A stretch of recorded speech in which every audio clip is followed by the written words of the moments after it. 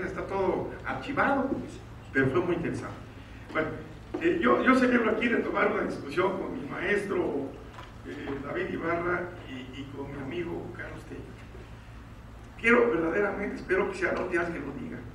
El principal impuesto, el que tenemos que poner toda la artillería nacional, es donde estamos más mal, recaudamos 2%, los países avanzados recaudan 10%, es el impuesto sobre la renta, personas físicas. Esa es la peor área de desastre nacional. Y moral. No, las personas físicas. Ese es donde está el dinero, es donde está el legislar, es donde se redistribuye, porque ahí sí, simultáneamente se recauda y se redistribuye. Y si tenemos 2% de recaudación, pasamos a 10, como la mayor parte de los países, estaríamos recaudando 5 veces. Y hay cifras interesantísimas. En Estados Unidos el 1% más rico de la población genera el 3% del PIB de impuestos. Es la regla del 80-20. Uno sube los impuestos a los más ricos y le puede bajar los impuestos a la clase media y de... Ese es el impuesto más importante. Es la principal máquina recaudatoria y la principal máquina redistributiva. Número uno, lo juro, lo perjuro y espero que acabe el IVA. Aquí sí a veces me sorprende un poco un comentario que proviene del padre del IVA. El padre del IVA, yo creo que el IVA es la segunda máquina recaudatoria. Estoy de acuerdo con Carlos. Recaudamos 4% del PIB, cuando que Brasil, Chile, etcétera, recaudan el doble, 7, 8. Ahí también tenemos mucho más que recaudar. Bueno, ¿por qué es una máquina recaudatoria muy eficaz? ¿Por qué cuando hay un problema en cualquier país, y México lo tuvimos en 94, 95, lo tuvimos en varias ocasiones, ¿por qué es una máquina recaudatoria muy eficaz? Y viniendo de, yo que fue una de las cosas que permitió lograr negociar con todos los estados y demás que tenían no sé cuántos impuestos. Viene el IVA, que es un gran impuesto recaudador, pues eso da muchas canicas. ¿Por qué es la máquina recaudadora más eficaz? Cuando hay un problema, en donde sea Uzbekistán, Azerbaiyán, o Italia, o Francia, o Alemania, o México, vas a dos fuentes. No hay otra para recaudar más rápidamente. Aumentas el IVA. Aumentas el IVA y al siguiente aumentas la recaudación. Es el impuesto de más rápida eficacia para ganar dinero. El otro es la gasolina.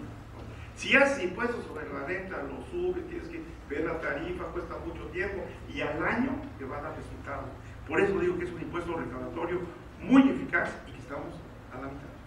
Entonces, espero que, creo que la famosa discusión del IVA. El tercer punto, hay un tema que no ha salido sobre el tema que planteó Jorge Franco. Obviamente es un país que está convertida totalmente en una gran maquiladora, prevalecen los intereses de los importadores sobre los productores y prevalecen los intereses financieristas sobre la producción. La producción está a dos fuegos, los financieros y los importadores y comerciantes. Y los productores, pues, la chacarización de las empresas, algunas que sobre. Hay un tema que no se ha mencionado, que creo que es muy importante en términos de federalismo, y es la banca de desarrollo. No se ha mencionado. La banca de desarrollo es muy importante. La banca de desarrollo es un instrumento poderosísimo para avanzar en el federalismo financiero, por no decir fiscal, y en el federalismo en general, y en general en la recuperación del crecimiento y el bienestar social del país. Teóricamente, Banobras, que por cierto fuimos pioneros, porque Banobras, yo que fuimos de los primeros países en crear este banco de desarrollo, se creó el Banco de Crédito Rural y Banobras por ahí de 1926 o 28, lo creo, PANI, y ahí tenemos un banco de obras y servicios públicos que se convirtió en el Banco del Federalismo. Bueno, el Banco del Federalismo, le hace Banobras, es el que podría estar haciendo muchos de los cambios institucionales que aquí se han dicho y los ha intentado con muy pocos recursos. Es el que tiene que mejorar la arquitectura municipal, es el que tiene que financiar que haya catastros, que haya registros públicos de la propiedad, tiene que hacer las capacitaciones y demás, y tiene que dar el financiamiento. Banobras está absolutamente amarrado. Simplemente no financia nada, está absolutamente amarrado y tiene recursos, por cierto. Es un área absolutamente de desastre y se convirtió en el Banco del Federalismo, entre otras cosas, para ayudar de la arquitectura municipal, la verdad creo que tendría una gran importancia.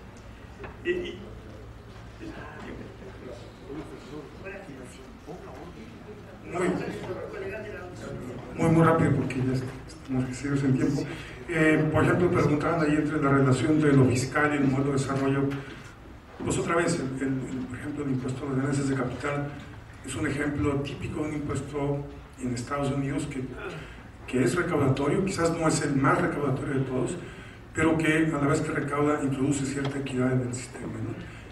Es cierto, dicen los empresarios, los grandes empresarios, que lo puede hacer mejor que eso, está bien, pero yo creo que ese es un ejemplo de cómo sí puede haber instrumentos que mezclen las dos cosas, ¿no? La parte fiscal y el modelo de desarrollo. Respecto al tema de caminar con los dos pies, totalmente de acuerdo, pero un poco yo lo que quiero enfatizar es que con frecuencia se desecha el impuesto o se desecha la recaudación como una forma de redistribuir ingreso y se dice, pues es el gasto el que debe corregir los problemas de equidad. Yo creo que mucho también se debe corregir vía en la recaudación, reconociendo los impactos del gasto. Yo creo que, digo, aquí mismo muchos de los institutos de salud que tenemos que han sido resultado del gasto en desarrollo estabilizador han cumplido una función importante, ¿no? Pero yo enfatizo mucho esto porque con frecuencia con la intención de grabar medicinas de alimentos se dice, no importa, la equidad la corregimos vía gasto. Y eso es, yo creo que es muy cuestionable, ¿no? El tema del Distrito Federal, bueno, pues yo creo que incluso el tema del Distrito Federal es un ejemplo de que sí hay capacidad institucional, al menos en el ámbito de las entidades federativas, para generar más ingresos propios. Estoy de acuerdo que en la parte municipal la heterogeneidad del país es muy fuerte y quizás es difícil generalizar esto, pero al menos en el ámbito de las entidades federativas yo no tendría ningún problema en pensar en esquemas de concurrencia fiscal de manera limitada y coordinada por el gobierno federal, ¿no? Bueno, pues lo voy a dejar ahí porque creo que ya estoy fuera de tiempo. Muy breve, Enrique. Completamente de acuerdo con el par de comentarios con respecto a la diversidad de los municipios y a las capacidades diferenciadas en términos institucionales, pero obviamente creo que ahí es justamente donde un sistema de reparto horizontal mucho más equitativo podría ayudar a esos municipios con menores niveles de desarrollo o con menores potestades. No solo para complementar el comentario del profesor Tello con respecto al catastro, solamente un cuarto de los municipios tienen el catastro actualizado y menos del 20% actualizan valores catastrales en algún año. Y finalmente, con respecto al comentario de la doctora Pusigman, completamente de acuerdo. Creo que en el ámbito federal hay ya un esfuerzo desde hace varios años por incrementar la transparencia y la evaluabilidad de los programas públicos, que ya se cuenta con un poco de mayor certeza, y los gobiernos estatales son absolutamente opacos con respecto a eso. No creo que las distintas iniciativas que han tenido desde la sociedad civil, Transparencia Mexicana, el Programa de Naciones Unidas para el Desarrollo, etcétera, el INCO, el FUNDAR y el CIDE con el Proyecto México Estatal han revelado eso, ¿no? Y sobre todo mucho de la importancia que debe tener en el mediano plazo el proceso de construcción institucional en tres niveles, ¿no? En términos de transparencia, en términos de evaluación del gasto público, de profesionalización de los servidores públicos que sigue siendo inexistente, y finalmente la emisión de cuentas y fiscalización, aunque con este matiz porque yo voy a saber definir a quién se le. Eso sería todo. Gracias, Dionisio. Acá el profesor Tello me pide que aclare que empezamos a las 4:10 para que nadie piense que estamos excedidos en el tiempo. Gracias a todos, invitamos a la siguiente mesa.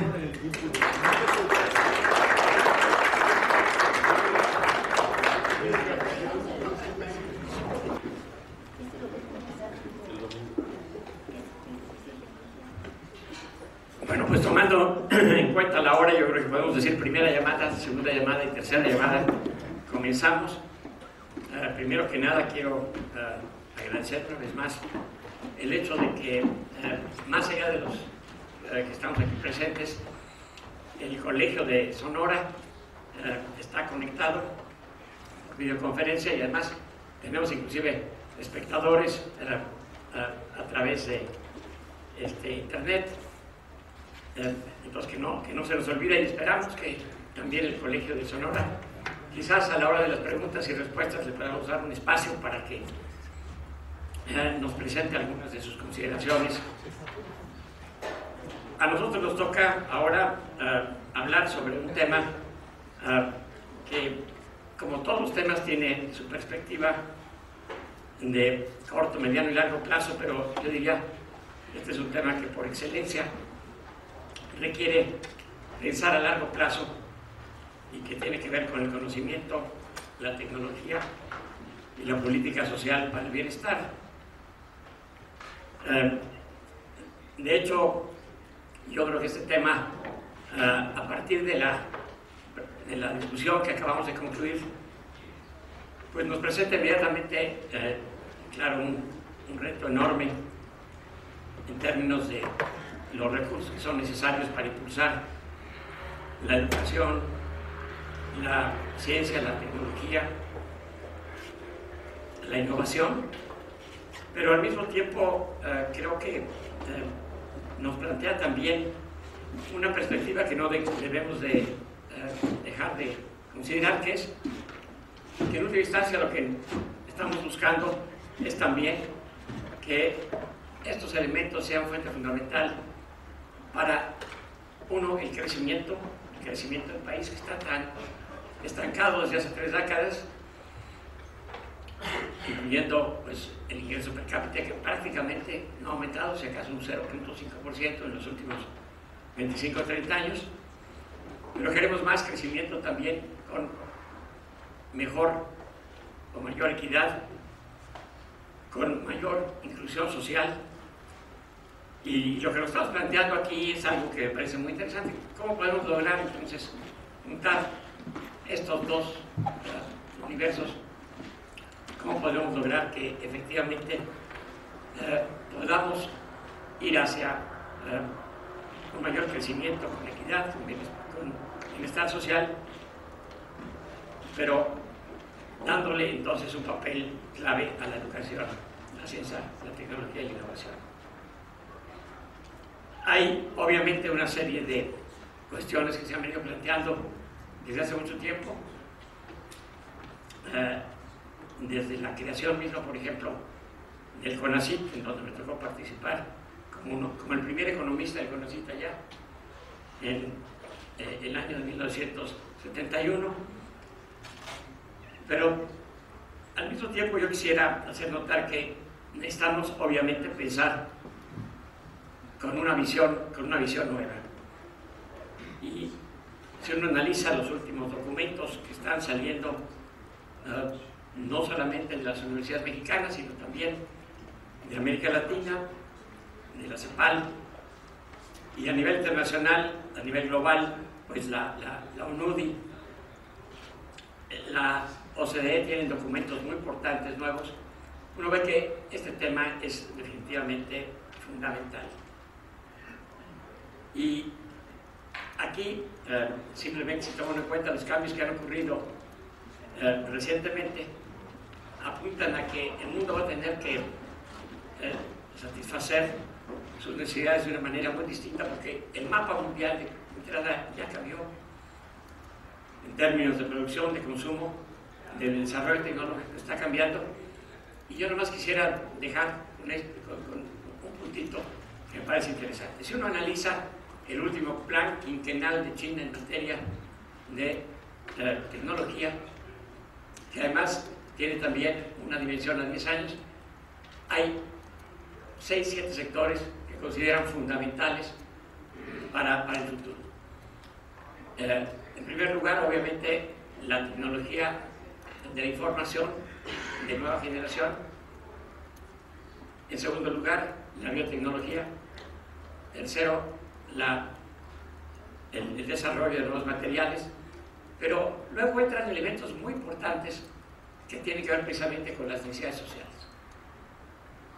Ellos señalan que la satisfacción de las necesidades de salud para una población cada vez más longeva en el mundo, y que incluye particularmente cambios en los países emergentes, en los BRICS en particular, pero también en el mundo del desarrollo en general, implica invertir mucho más recursos en la educación y en la tecnología y la innovación para satisfacer estas necesidades de salud.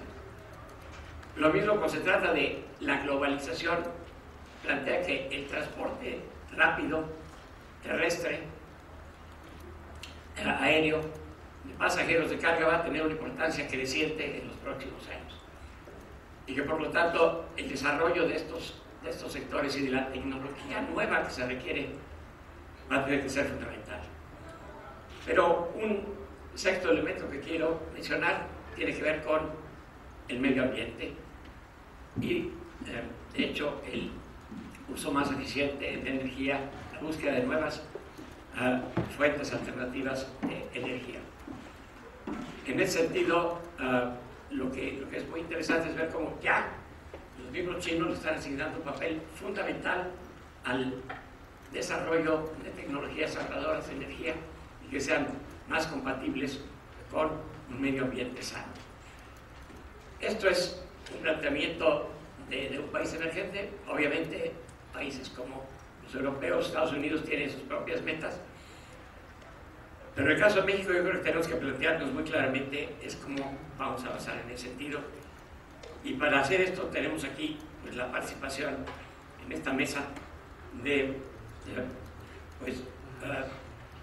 algunos de los especialistas mexicanos más connotados en este terreno o gente que han estado metidos en este terreno desde hace algún tiempo.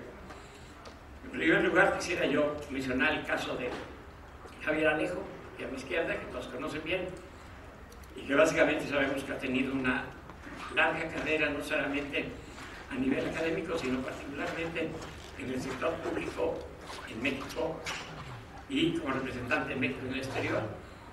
Ha sido, entre otras cosas, su secretario de Ingresos, secretario del Patrimonio Nacional, fue embajador en Japón, fue embajador en Italia y ha sido cónsul en la República de Texas, como decía hace un momento. Ciertamente es muy conocido y creo que nos dará planteamientos muy interesantes sobre la materia. En segundo lugar tenemos a Carlos Basrich, que también no sé si es sobra conocido.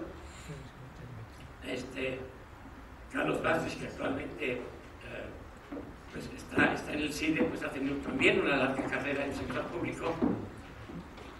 Fue director de estudios económicos en el Banco de México. Fue, entre otras cosas, director general del CIDE.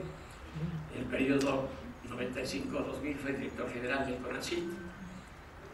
Además ha sido director del trimestre económico y creo que cuenta con una de las experiencias más completas en este terreno para hablarnos sobre estos temas.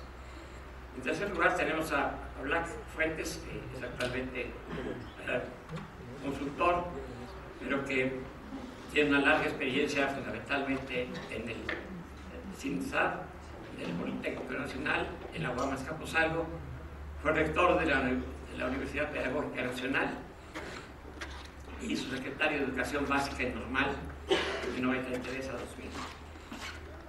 Por sus temas de interés, estoy seguro que y por su actual trabajo como profesor invitado en el CINESTAT del Poli, pues seguro que tiene mucho que decirnos.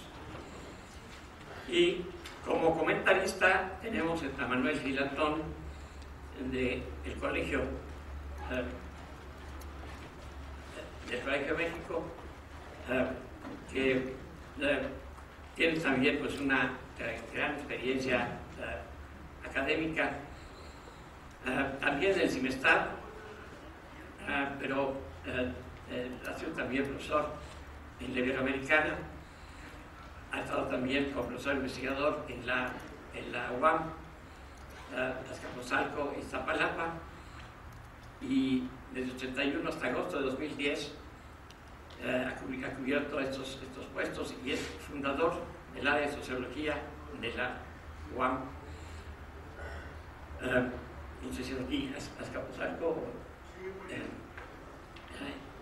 Su trabajo pues, es de sobra conocido, es miembro del Consejo Mexicano de Investigación Educativa de la Academia Mexicana de Ciencias, del Sistema Nacional de Investigadores, y entre otras cosas, tengo el gusto de compartir con él, ser miembro del Instituto de Investigación sobre Desarrollo Educativo en la Universidad Iberoamericana. Así es que con este equipo de lujo comenzaremos la discusión. Le daría entonces, en primer lugar, la palabra a Javier Alejo. Muchas gracias, Mauricio. Quisiera, antes que nada, agradecer a Rolando Cordera la gentileza de haberme invitado a participar en este extraordinario evento académico. Estoy seguro que tendrá repercusiones muy importantes en su materia. En las sociedades y naciones contemporáneas, la creación, desarrollo, difusión y diseminación del conocimiento, la innovación y el cambio tecnológicos y la aspiración individual y colectiva al bienestar y las políticas conducentes a su satisfacción son categorías y fenómenos estrechamente vinculados, entrelazados en la fenomenología de lo que Kenneth Boulding denominó la socioesfera, que contiene a todos los seres humanos, sus insumos y sus productos, sus organizaciones, sus imágenes, comportamientos, valores y valoraciones y otros elementos, nos dice Kenneth Boulding. Es ampliamente conocido y aún aceptado por la mayoría que la educación es factor fundamental en la socialización de los seres humanos, en tanto tales, desde la época helénica, con su concepción de la educación como paideia, según nos lo recuerda Werner Jaeger. La educación, dice Jaeger, es el principio mediante el que la comunidad humana conserva y transmite su peculiaridad física y espiritual. El hombre solo puede propagar, continúa Jaeger, y conservar y desarrollar, diría yo, su forma de existencia social y espiritual mediante las fuerzas por las cuales la ha creado, es decir, mediante la voluntad consciente y la razón. El espíritu humano lleva progresivamente al descubrimiento de sí mismo, mediante el conocimiento del mundo exterior e interior, formas mejores de existencia humana. Werner Jaeger deriva varias conclusiones en su magistral obra Paideia, conclusiones de orden general. Ante todo, que la educación no es una propiedad individual, pertenece por su esencia a la comunidad y es en el hombre fuente de toda acción y de toda conducta. En parte alguna adquiere mayor fuerza el influjo de la comunidad sobre sus miembros que en el esfuerzo para educar a cada nueva generación de acuerdo con su propio sentido. Como la estructura de toda sociedad descansa en leyes y normas que la unen y ligan a sus miembros, toda educación es el producto de la conciencia viva de una norma que rige a una comunidad humana. La educación participa en la vida y crecimiento de la sociedad, en su estructuración interna y su destino exterior. Y como el desarrollo social depende de la conciencia de los valores, la historia de la educación se halla condicionada por el cambio de los valores válidos para cada sociedad. A la estabilidad de las normas válidas, esto es muy importante, corresponde la solidez de los fundamentos de la educación. Las dificultades de la acción educadora y aún su destrucción resultan de la destrucción de la tradición o de una íntima decadencia de la misma. Para el espíritu helénico, la paideia tenía por fin la formación de un alto tipo de hombre. La idea de la educación representaba el sentido de todo humano esfuerzo, la justificación última de la existencia de la comunidad y de la individualidad humana. Por ello, concluye Werner Jaeger, es que todo pueblo altamente organizado tiene una organización educadora.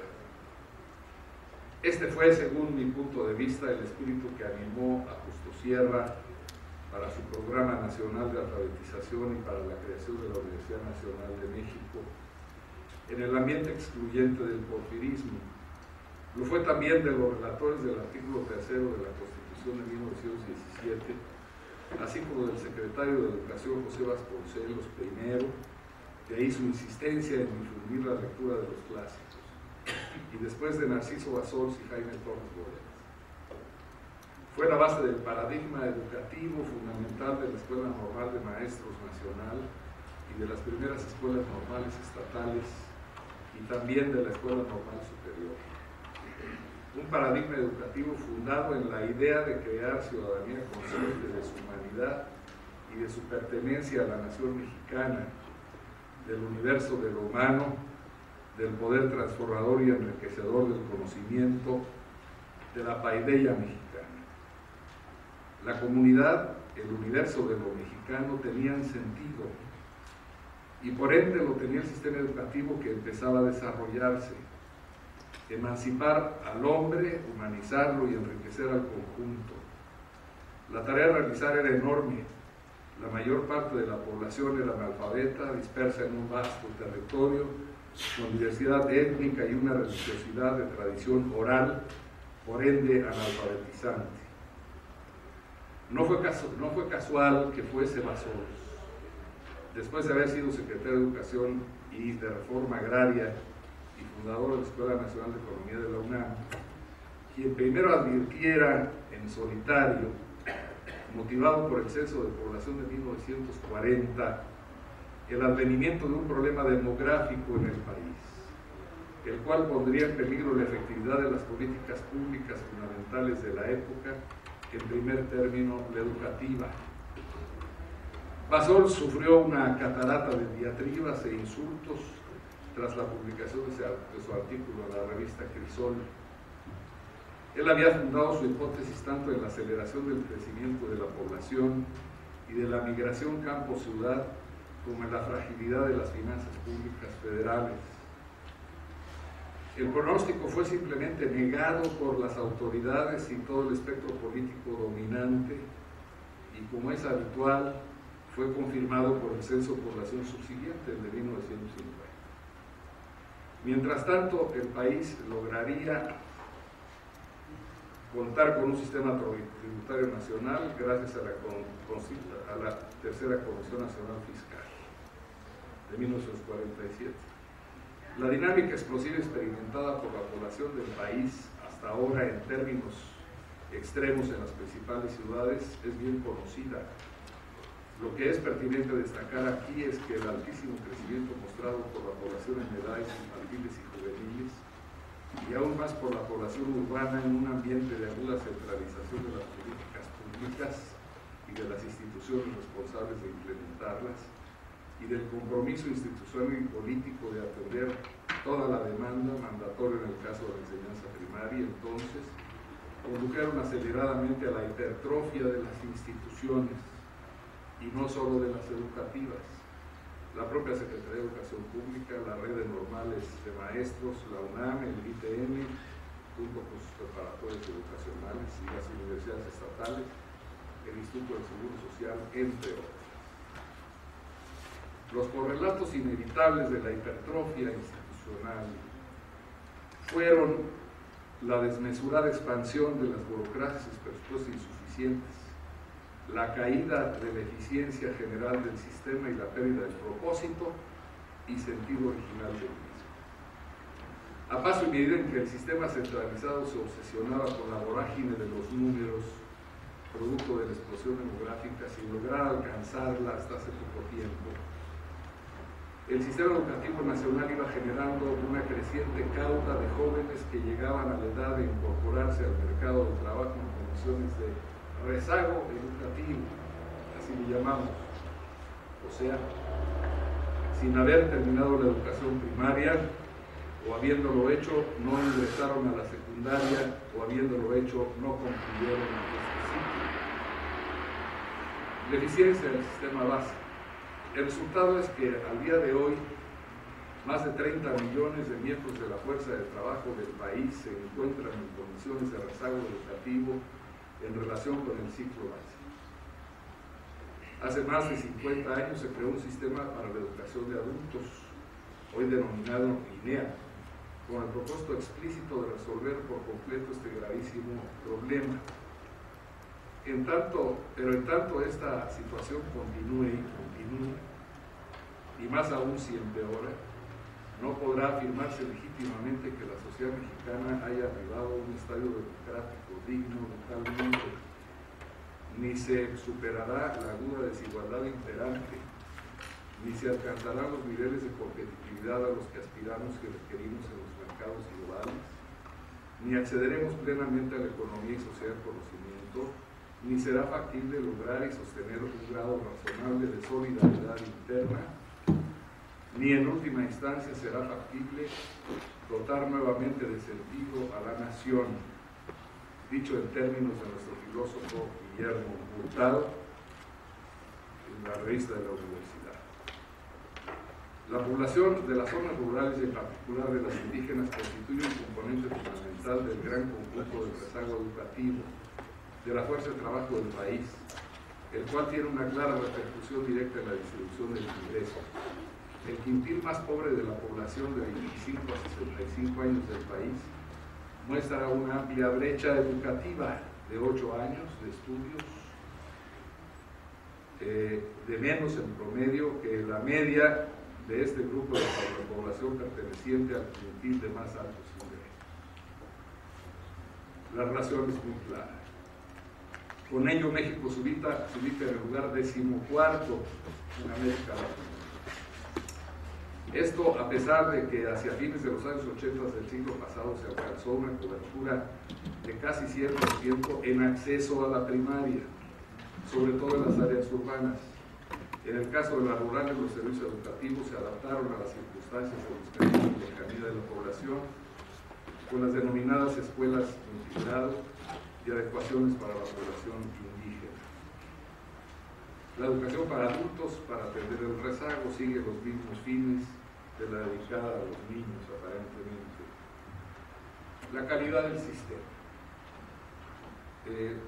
Pues hay una multiplicidad de pruebas y de evaluaciones como CESALE, ESCALE, ENLACE, la evaluación PISA de la OECD, etcétera. Y el común denominador, me lo voy a saltar porque el texto es extenso, mencionar los números, pero creo que tenemos que estar agradecidos con los turcos, según todo este panorama, porque gracias a ellos no somos el último.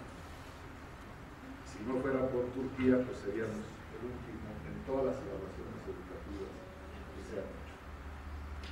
En el caso, simplemente para mencionar, voy a ir mencionando asaltos a la región noreste, porque todo el mundo la señala como la más avanzada. En el caso de la región noreste, sus indicadores educativos de cobertura y eficiencia terminal son mejores que los promedios nacionales, tanto en primaria como en secundaria, si bien en esta última, o sea, en la secundaria, son subóptimos en términos internacionales.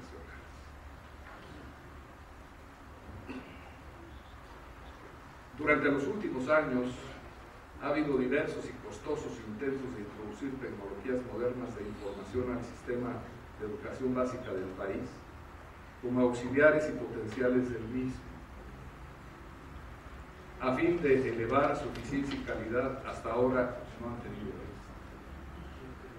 En la educación media superior, que es el nuevo compromiso nacional, la falta de cobertura es muy alta, tanto en el ámbito nacional como en las entidades de la propia región noreste, a la cual se considera avanzada, las cuales registran niveles mejores que la media nacional. Además de la baja cobertura, la eficiencia terminal es muy baja, lo cual supone un grado significativo de repetición de cursos y grados, y además una adición al abultado número de miembros de la generación que quedan fuera del sistema con estudios inconclusos. El promedio nacional es el 60.1%.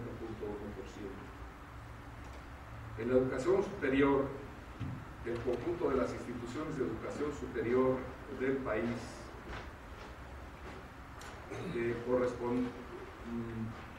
reportaron una matrícula de más de 2.6 millones de personas, entre las cuales el 87% correspondió a las licenciaturas en tecnológicos y universidades, y el 7% posgrados y el resto en licenciaturas normales de maestros.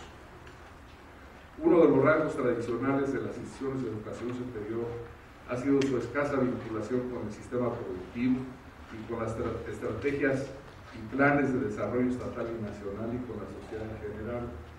Se toma las prácticas de servicio social de los estudiantes como ejercicio de vinculación sin que exista una articulación orgánica institucional con el sector productivo. Esto en algunas ocasiones de algunas instituciones se considera incluso como pecaminoso. Los datos de la región noreste son más avanzados que los promedios nacionales por mejores resultados, pero todavía con muchos problemas de avance en el caso de la vinculación. Conocimiento, innovación, ciencia y tecnología. Me salto algunas cifras y demás, cediendo completamente ante la autoridad de Carlos Valdés en estas materias. La aspiración de acceder a la economía social del conocimiento se ha difundido ampliamente en México durante los 10 años recientes como la única vía de acceder al concierto de las naciones modernas de alto nivel de bienestar. Ya vimos que México tiene aún frente a sí un arduo camino que recorrer en materia de educación, tanto en términos de cobertura como de calidad. Es conocido que la investigación científica y tecnológica está poco desarrollada y cuenta con escasos recursos económicos y humanos dedicados y preparados para realizarla.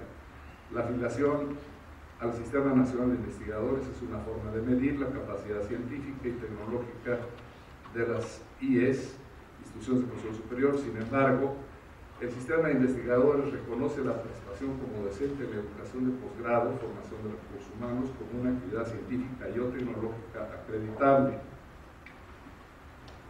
De ahí que se puede presentar el caso de una plantilla de maestros con membresía en el CIN sin que se realice investigación alguna en la institución de Marras. El número de miembros del CIN ha crecido de manera significativa de 1.400 en 1984 a más de 26.000 en 2010, según las cifras mencionadas por el rector Amser de la Universidad Autónoma de Nuevo León. Por otra parte, México es uno de los países es uno de los países de importancia internacional que menos recursos en términos relativos destina a investigación científica y desarrollo tecnológico. Conforme a las cifras de UNESCO, para los años 2002 y 2007, lo que México invirtió en ambos años representó el 0.5% de la inversión mundial en investigación y desarrollo. India, en cambio, 1.6%. Después pasó a 2.2, Francia 4.3, 3.7 y así sucesivamente. Como decíamos, gracias a Turquía no somos el último. Se ha llegado a establecer un umbral mínimo de inversión de 1% del PIB por instituciones internacionales. Como sabemos, México nunca se ha aproximado a dicho umbral. En el 2006 el gasto nacional en ciencia y tecnología fue de 0.78% del PIB. El acelerado ritmo de expansión que han experimentado algunas naciones, como estas que ahora se denominan como BRICS, se asocia, entre otros factores, a una creciente inversión en investigación y desarrollo y en la formación de recursos humanos de alto nivel. No estamos en ese caso. Como se puede apreciar, la posición de México en desarrollo en el escenario internacional. Sí, ya voy a llegar a la... Como a mí sí me llegaron las preguntas, me permití contestarlas. Entonces ahí vamos a llegar a eso, por favor. Nuestra posición, decíamos, en investigación y desarrollo en el ámbito mundial es sumamente modesta, no solo en inversión, sino además en resultados. Esto lo vemos muy claramente en el caso del registro de patentes, como ya se mencionó en algunas de las sesiones anteriores. Destaca en alguna medida la región noreste y muy importante que en la región noreste la inversión en investigación y desarrollo por parte de las empresas privadas ha tendido a crecer en años recientes de manera acelerada. Destaca en este aspecto en la región noreste, donde se ubican 950 empresas con este tipo de actividad e incluso 73 personas físicas con actividad empresarial que se dedican a la investigación científica. Destaca también en la región noreste el hecho de que se haya creado recientemente un parque científico y tecnológico que ya está lleno, que ya lo empezaron a ampliar, con participación de un número muy importante de centros de investigación e instituciones académicas del más alto nivel de México y algunas de Estados Unidos. Se incluye a continuación una narración de cómo están los datos de distribución de ingreso en el país, que como sabemos están bastante mal. Esto simplemente me gustaría destacar que gracias a la institucionalización de la Encuesta Nacional de Ingresos y Gastos de los Hogares Mexicanos, que realiza regularmente cada 2 años el INEGI, contamos ahora con series de tiempos sobre los niveles de pobreza de la población del país. Conforme a los datos de la encuesta, en 1992 el 53.1% de la población vivía en condiciones de pobreza patrimonial, el 29.7% en pobreza de capacidades y el 21.4% en pobreza alimentaria. La crisis económica interna de 95-96 dio lugar a un marcado incremento de los índices a 69 en el caso de la patrimonial, a 46.9 la de capacidades y a 37.4 en la alimentaria respectivamente. A partir de ahí hubo un descenso paulatino hasta 2006, cuando los indicadores se situaron en un nivel mínimo de 42.6, 27 y 13.8 respectivamente, para después volver a subir a cerca de los niveles originales en 2008-2009 como consecuencia, repercusión de la crisis económica internacional que tuvo un fuerte impacto en la economía mexicana. Entonces, ¿qué hacer? En cuanto a la reforma educativa pendiente, según el acápite de las preguntas que nos enviaron, el primer acápite,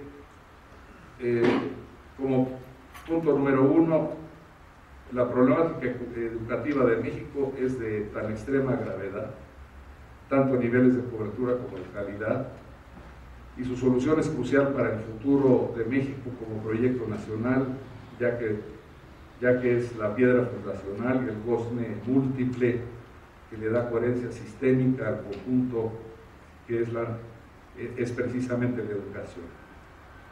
Dada la extrema gravedad del problema, su solución no se presta para ajustes marginales ni parciales, ni para enfoques gradualistas.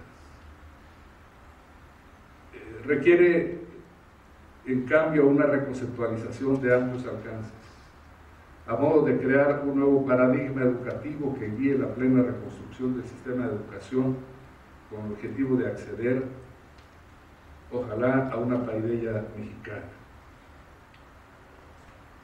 La urgente puesta en marcha de un programa efectivo de educación especializada para adultos que finalmente reduzca al mínimo factible el enorme rezago educativo de más de 30 millones de miembros de la fuerza de trabajo, debe merecer el más alto orden de prioridad nacional. El nuevo paradigma debe partir de una nueva ideación de México que se funde en una síntesis equilibrada de su historia, en las aspiraciones del pueblo y la necesidad de una inserción virtuosa en el mundo globalizado, a fin de dotar el sentido nacional al paradigma. El nuevo sistema educativo, a su vez, contribuirá a recuperar el sentido de la nación. El nuevo paradigma tendría que atender a los siguientes principios y consideraciones. El objetivo de la educación es formar hombres plenos de humanidad y ciudadanos imbuidos de democracia, nacionalidad y utilidad para sí mismos y su comunidad. Parte esencial de este proceso formativo es su contenido ético en relación con los valores nacionales, la democracia, la no discriminación, la no exclusión y el medio ambiente, el trabajo como base de sustento y dignidad humana y de derechos humanos. La educación debe desarrollar seres humanos plenos con capacidad de pensar, analizar e informarse, a diferencia de los enfoques memorísticos de acumulación de información, lo cual implica un cambio de paradigma pedagógico. En cambio, el cambio de paradigma pedagógico implica un programa de reentrenamiento de todo el personal docente del sistema educativo en el plazo más breve posible, así como la reconceptualización de muchos libros de texto.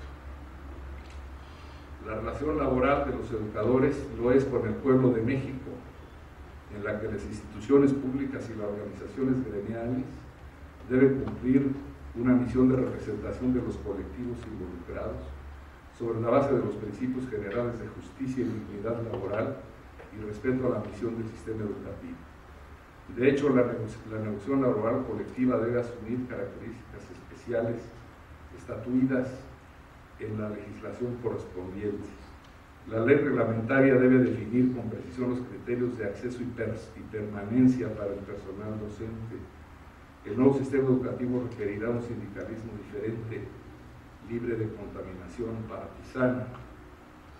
El sistema educativo básico, preescolar, primaria y secundaria y eventualmente media superior debe alcanzar un alto grado de centralización efectiva hacia las comunidades, los estados y las regiones, tanto en materia de gestión como de contenidos. La gestión central federal debe limitarse al establecimiento de los principios generales, la supervisión de su cumplimiento y la provisión oportuna y adecuada de recursos económicos, pedagógicos y tecnológicos. Requerirá, por consiguiente, el nuevo sistema educativo de nuevas instituciones y arreglos institucionales autónomos. Viene otra pregunta: ¿cómo conciliar eficiencia, justicia y solidaridad? Y luego una cápita adicional de cómo cerrar brechas. Después podemos verlas, ¿verdad? Una disculpa. Bueno, pues muchas gracias. Trae una ponencia muy completa, pero nada es el tiempo, entonces pasemos rápidamente a Carlos Basrich. Carlos. Bueno, yo escribí un poquito, no tanto porque así escribas, no tuve tiempo de dedicarme bien a este asunto. El primer tema, entonces yo simplemente fui haciendo notas respecto de los temas que se proponían en la educación. El primer tema era fue educar para pensar. Una educación que busque desarrollar las capacidades cognitivas del estudiante debe basarse sobre todo en la reflexión que haga el propio estudiante y apoyarse en el uso frecuente de la memoria. Tanto la reflexión como la memoria son indispensables para aprender. El uso prioritario de la memoria que se hacía con frecuencia en un pasado no muy lejano en casi todas las escuelas mexicanas y que de hecho se sigue haciendo, no basta para aprender en forma adecuada los conceptos importantes de la enseñanza de las diversas materias.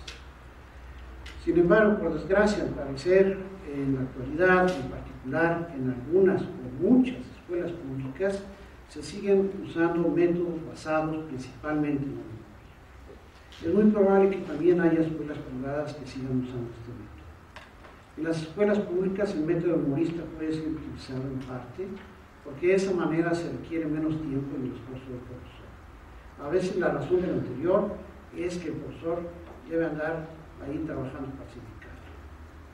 Así, de esa manera, no se pierde el tiempo enseñando a los muchachos aquello que pueden aprender de memoria. De tal manera que el estudiante tiene una respuesta de cajón, lo que le conviene al profesor, que tiene otros quehaceres, pero no al estudiante, pues no es seguro que de esta manera haya entendido el significado de la respuesta. Por el contrario, si por educar, entre otras cosas, se entiende enseñar a pensar al niño o al joven, es de gran importancia que la enseñanza se haga con base en preguntas del profesor y respuestas propias del estudiante. Respuestas que no necesariamente deben ser correctas, sino que más bien obligan a un diálogo, por corto que sea, entre el profesor y el alumno. Además, así se lleva al estudiante a que busque la respuesta por sí mismo, ya sean los libros que debió haber leído o bien en la reflexión que el profesor le sugiera. Recordemos que el método platónico se basa mucho más en preguntas incitantes y no en respuestas aplastantes. Me importa notar que el problema que aquí se menciona, es decir, que los niños y jóvenes aprenden por repetición sin entender cabalmente de qué se trata, es un problema muy grave, ya que resulta que los niños que son educados en esas escuelas, privadas o públicas, aprenden por repetición sin entender bien de qué se trata. Lo anterior resulta en que los estudiantes de esas escuelas, entre las cuales pues, probablemente se encuentran la mayoría de las escuelas públicas, no desarrollan en forma adecuada su capacidad intelectual, al menos en la misma medida en que lo pueden lograr los estudiantes de otras escuelas, en las que sí hay más discusión. El único remedio está en que los maestros adopten la idea de trabajar con sus estudiantes, buscando no la repetición, sino explicando el significado de lo que está enseñando e insistiendo a los estudiantes que expliquen qué fue lo que entendieron de la lección estudiada. Lo anterior plantea que el profesor prepare su clase en forma concienzuda, pensando cómo va a explicar los puntos difíciles, así como los distintos significados que puede tener lo que se está discutiendo. La tarea difícil, pero indispensable, es que reduzca la tendencia al memorismo y aumente radicalmente la discusión viva entre estudiantes y profesores de las escuelas primarias y secundarias oficiales y otras que tengan ese método. A ustedes les parecerá pues, que esto es muy obvio, ¿por qué lo digo? En primer lugar, porque hay que decirlo, ya que es el principal problema que a mi juicio tiene la educación mexicana. Que la educación mexicana no se hace con base en que los niños, los jóvenes o quien sea, traten de entender lo que se está diciendo, traten de llegar a alguna conclusión por su cuenta, sino que se limitan a procesos repetitivos en muchas ocasiones. Creo que el principal mal no es que les falte dinero, no que los profesores se les echen los perros allá a los estudiantes, que todo pasa, ¿sí? Pero lo que es más grave es que tengamos un método que es del siglo XVIII, del siglo XIX, no sé cuándo, y que está aprobado su eficacia. Y que hoy por hoy seguimos exactamente igual que hace mucho tiempo, trabajando, eso sí, con muchísimos elementos adjuntos para que los estudiantes aprendan, pero no hay un compromiso real de muchos profesores, y eso sobre todo ocurre en la actualidad, porque antes puedo referirme a los 30, quizá a los 40, había muchos profesores de escuelas públicas que sí trataban de enseñar, pero lo que ha pasado a partir de una intuición, yo no tengo ni cifras, ni nadie va a recolectar esas cifras, lo que ha pasado es que los estudiantes de escuelas públicas sí reciben una preparación muy pobre y que esencialmente está basada en una especie de reflexión para lograr algún resultado del cual se puede mejorar. Bueno, entonces yo creo que básicamente educar para pensar y discutir lo que está pasando en las primarias es, creo yo, el principal tema que tenemos que resolver. ¿Por qué? Porque la primaria oficial es la que más estudiantes tiene, y ahí es donde nos estamos jugando realmente la capacidad de educación, la capacidad que tenga nuestro pueblo. Que hay otras escuelas buenísimas, sí las hay, generalmente son privadas, generalmente ahí van las gentes ricas, que hay muchas cosas que pueden ayudar, o que han ayudado, pues es cierto también, pero la verdad de las cosas es que hoy por hoy los niños de hoy que están en las escuelas, los niños del pueblo mexicano, que están hoy por hoy en las escuelas oficiales, no reciben para nada la educación que podrían recibir, la educación que merecen y la educación que necesitan. ¿Sí? Creo que a fin de cuentas pues no puede haber un problema mayor en la educación. El segundo tema es algo que aquí Rolando estudió muy bien, pensar desde la ética. ¿Sí? Esa es una frase interesante, ¿no? Pensar desde la ética. Podría poner, dice, bueno, ¿y la ética qué? Alguna cosa más cercana. Pero en fin, implica que el estudiante no solo se interese por saber si una afirmación es verdadera o no, sino que también debe reflexionar sobre el significado de la verdad aprendida y las consecuencias de esa verdad sobre el bienestar propio y el de los demás. Desde luego no se trata solo del bienestar económico, sino del bienestar ético, es decir, el que incluye que el resultado de una acción determinada tome en cuenta el bienestar espiritual y físico de quien lo realiza y que también tome en cuenta el bienestar de los demás. La educación que se imparte en una sociedad que tiene entre sus objetivos asegurar el bienestar común debe implicar que el educando tiene que estar consciente de que no solo le debe preocupar su bienestar, sino también el de los demás. Esto a su vez significa que la definición del bienestar social no es un asunto de cada quien o de su mercado, sino que es algo que debe ser acordado socialmente. Se requiere aquí algo que casi no tenemos y que en forma inevitable debiéramos obtener, so pena de caer tarde o temprano en un desastre social. Se refiere a la necesidad de lograr que entre los mexicanos exista un cierto grado de acuerdo y solidaridad, pero no solo la solidaridad que logramos frente